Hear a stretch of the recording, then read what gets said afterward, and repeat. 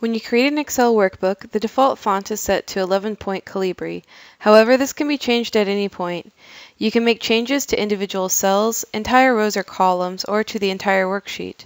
You can make individual changes, such as changing the style, size, color, and underline using the fonts group.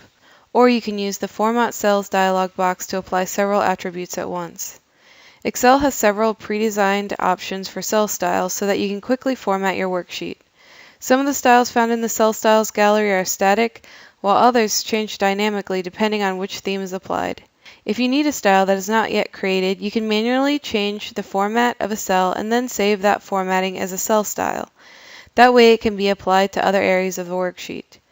You can apply a style by doing any of the following. You can select the cell with the style, then select the Format Painter button, and then select the cells that you'd like to format. Or you can create your own style by selecting the cell that's already formatted. Then expand the Cell Styles box and choose New Style.